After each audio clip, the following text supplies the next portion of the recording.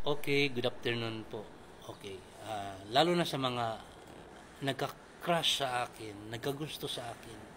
Ito kasing filter ni TikTok, oh. Ang ganda kasi ang gandang pagka-imbento talaga sa filter ni TikTok, oh.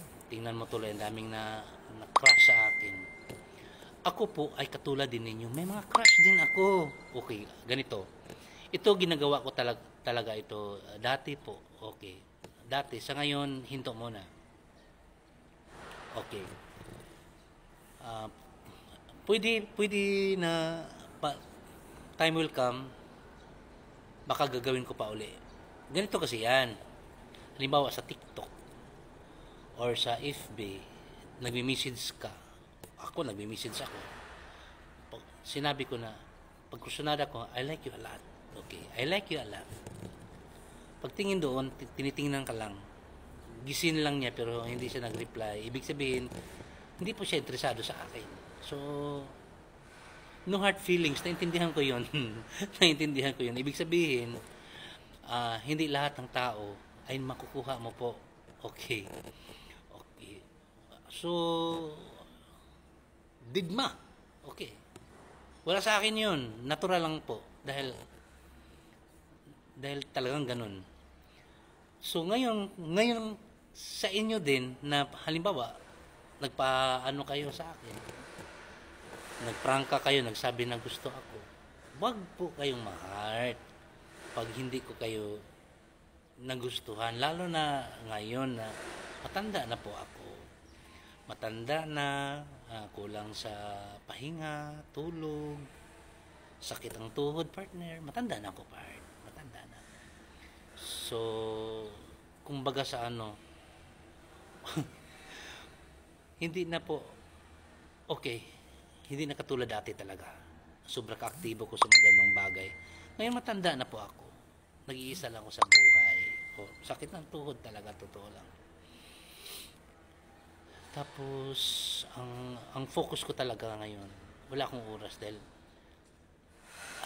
umaasa, baka kikita ako ng malaki sa social media.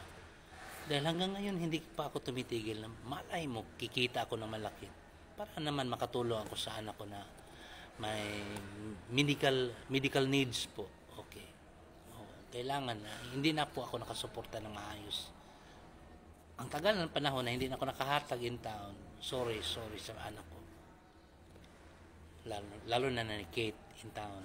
So, sana makaintindi kayo. Pag hindi ko kayo napansin, dahil isipin mo naman, hindi lang lima kayo. Ang dami ninyong magparamdam sa akin. So, mostly ang sinasabi ko lang, I never answer calls. Katapos thumbs up lang ako. Mga ganun ba?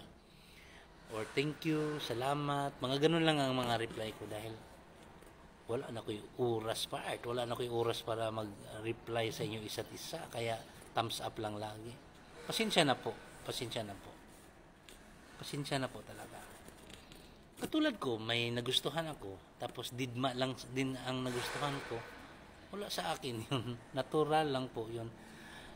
Hindi ako katulad sa iba na nagagalit sa akin. Binabash ako. Pagdating doon sa mga comments, sasabihin na, ang pangit mo naman talaga. Mga ganun ba? Na nagsasalita na sila ng mga negative sa akin pag hindi ko sila pinapansin. Pasensya na po. Pasensya na po. Ako ganun din. Hindi ako pinapansin sa gusto ko. Natural lang yun. Natural lang. Pero sa ngayon,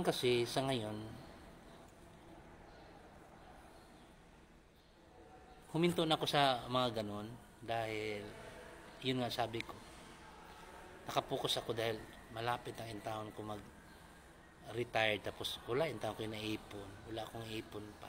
So, sana maintindihan nyo po. Sana maintindihan nyo. Kung nakita man nyo ako naka-online lagi, nandoon ako lagi nag-live, nagbibinta ng mga produkto, affiliate ba? Or nanonood ng mga tutorial kung paano kumita sa social media na ang daming mga tutorial. Yung iba naman, ang daming kikita ka nito, mga mga kalokohan lang pala. Nag-gathered lang sila ng gusto lang makakuha ng maraming followers, maraming mag-paste sa nila, mga link na yan, delikado. Okay. Sige po. Salamat po. Pasensya na po. Pasensya na. Sabi ko nga, ako ay katulad mo rin. May nagustuhan ako, pero hindi ako pinapansin. Sana, katulad nyo ako rin. Ano bang ibig sabihin? Sana ganito din ang yung attitude. Pag hindi kayo pinapansin, talagang ganun. Talagang ganun. So, hanap kayo ng iba pag hindi ko kayo napansin. Dahil, wala na ko yung oras part. Wala na. Tigulang na po. Tigulang na po ako. Matandaan na po. Wala na akong panahon. Thank you po. Salamat. At salamat pala sa iba na walang katigil-tigil sa pag-follow, sa pag-comment sa akin. Mula sa puso. Salamat po. Mula sa puso talaga. Salamat po. Thank you.